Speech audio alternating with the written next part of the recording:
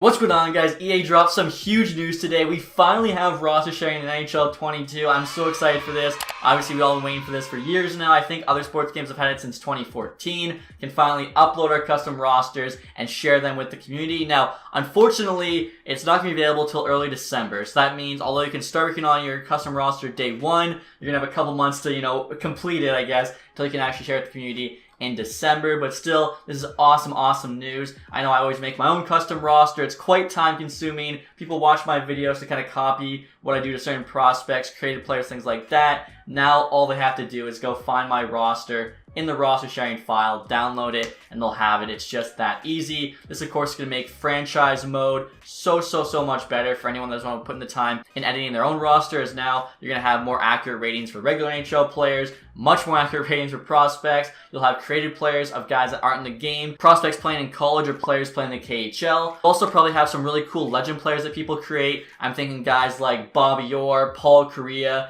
some legends we've been asking for forever. They might not be in the game officially, but someone can go and create them. And if it's someone who you look at the roster and their ratings are pretty good, you're going to trust it. You can use that roster for like some sick Legends teams. So I'm super excited for this. One good thing honestly about roster share is the fact that you can just kind of save your roster online as well as on your console. That way if you ever accidentally delete it, or maybe the game just deletes it on its own, you still have like a save version online that's not going to go anywhere. You can think of it like saving it to the cloud. So it's just kind of nice as a way to back up your roster. I saw too when they were talking about this, you can actually edit X Factors. I wasn't sure if you'd be able to do that or not, so I gotta say Dylan Larkin, who I think definitely deserves wheels, being the fastest player in the NHL, doesn't have it. I would add that to him, so just kind of like another added layer, I guess, to customization. Also, too, guys, in regards to all the different rosters, you can actually upload as many custom rosters as you want. So I think that's pretty cool. Like, maybe you work on one beginning of the year and then you have a different one at the end of the year, but you don't have to like edit the first one. You can just have two separate ones for whatever reason. Maybe someone likes the first. You can also like different files and see how many times they're downloaded. So, if one has a ton of likes but not that many downloads, maybe it's like a hidden gem that's a really good roster, just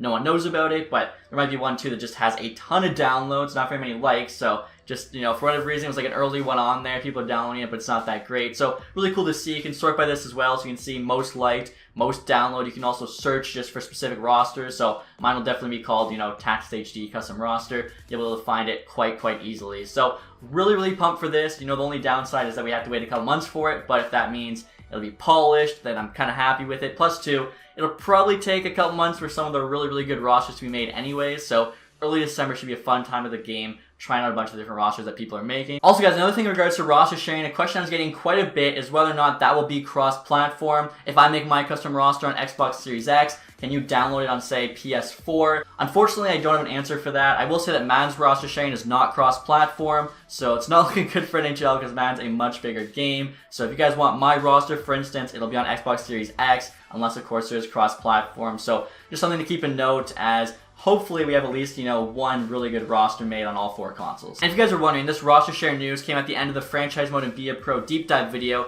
EA released earlier today. Now, honestly, I can probably sum up half of the 20-minute video simply by saying X Factors. Like, I feel about half the video was just mentioning X Factors in the new mode, how X Factors are going to be used. Really, it's not anything too interesting. I will say that you can unlock X Factors in Be A Pro now based on different storylines. So for instance, once you win the Stanley Cup, that'll unlock a certain X Factor. If you stay with the team for 5 years, that'll unlock another X Factor. So you can kind of look at the X Factors you want, see what it takes to get them, and that'll kind of base your storyline on that. Or you can just do whatever you want and see what X Factors you unlock along the way. Also, two guys actually tweeted this earlier. They kind of touched on it a little bit in the video, and that's the fact that there's hundreds of new conversations now in Be A Pro, which is awesome. Unfortunately, though, there's no new cutscenes. So basically, it's just gonna be like a lot of new audio, I guess, and text with the convos. It'll be the same shot of two characters interacting. So although it is cool to see all the new conversations, it sucks we don't get any new cutscenes at all, as I think, the cutscenes really help immerse yourself, make it seem more realistic. Other than those two things, not a whole lot else new in Be A Pro this year, which is kind of unfortunate. In regards to franchise mode, though, they've of course included the Seattle Kraken expansion draft. You can redo the draft, picking different players as Seattle with the authentic protection list, or you can actually use different lists created by the AI GMs. You can also be an NHL team and protect somebody else from the Seattle Kraken draft. So let's say they're an Islanders fan, you didn't want to lose Jordan Eberle, you can go and protect him, make them pick somebody else. So pretty cool to see that added. You can also choose to be a 33rd expansion team, which I think is really cool. I didn't know if they were going to add that or not. You can probably choose which division you want to be in as well. I feel like right now the Pacific Division would be the one to join if you actually, want to start off being really good. And with that, you can actually decide if you want Seattle to be exempt or not from that expansion draft, like Vegas was in the Seattle draft. So really cool to see kind of all the expansion draft options there. Next, guys, in regards to scouting, they've actually added an X Factor report. This will tell you whether or not a prospect you're looking at has an X Factor. It's also going to be more gems in later rounds now in the draft, which is really cool to see. So you can get high-rated players as well. You can even find a player with, say, 1 or 2 X Factors in the 6th round. So everyone likes the, their late-round draft steals. Awesome to see that. Also, guys, X Factor's going to have a big impact on line chemistry this year. They're going to make it easier to get that big bonus to chemistry, like your +5s, but it's also going to be easier to get a minus, like a -3, for instance, if your X Factors don't go well together. I'm not sure how I feel about that, as I feel like 3 X Factor players are 3 All-Stars. Usually All-Stars find a way to play together no matter what. I feel like in regards to X Factor players, their chemistry floor should be higher, as like I said, good players usually figure it out, find a way to play well with each other. Also too, some X Factors will affect special teams where others won't. For instance, Ovi's 1T will help out on the power play, as he's going to be clapping a bunch of 1Ts. But a defensive X Factor, for instance, probably isn't going to do a lot on the power play. Also, too, you can still get a good bonus on your lines without an X Factor, like a +1 or +2. Whether or not you can still get a +5 without an X Factor, I'm not sure. Wasn't mentioned in the video. We'll have to wait until the game comes out to find out. One other thing, too, guys, I want to mention about this screen. First thing, you might notice McDavid Draisaitl's rating. I think these are official because all the other ratings I've seen in this video were official. Ovechkin was the 92. McDavid here is 95 again. I feel like, what does he have to do to be higher rated in this game? 95 must be the max, because dude was like 2 points a game last year. Deserves more than a 95. Draisaitl there, 93. I believe that's what he was rated last year. It might have been a 92.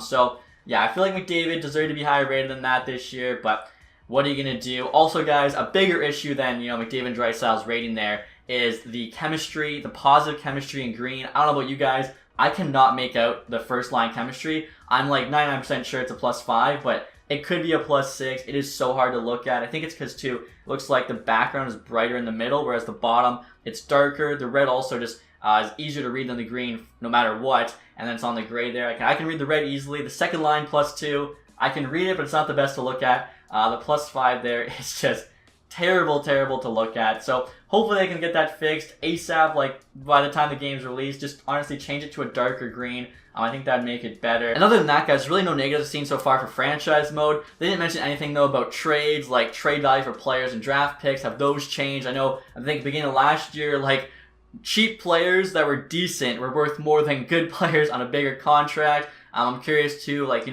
first round picks still have a ton of value. How is like the AIGM trade logic? I know there's still some weird things in regards to trying to trade away a bad contract. You can offer the world and they won't take it. As well too, Trade Finder, can you actually use that now to find a trade for McDavid? I guess we'll have to wait and see on all these things. But definitely, I am optimistic. I'm excited to try franchise in NHL 22. It's only a few days away now, so very excited to get my hands on it. Hopefully you guys enjoyed this video. If you're excited as well, leave that thumbs up. Let me know in the comment section below what your thoughts are on roster sharing, all things franchise. If you guys haven't subscribed yet, hit the sub button as well. Thank you guys for watching. Have a nice day. Goodbye.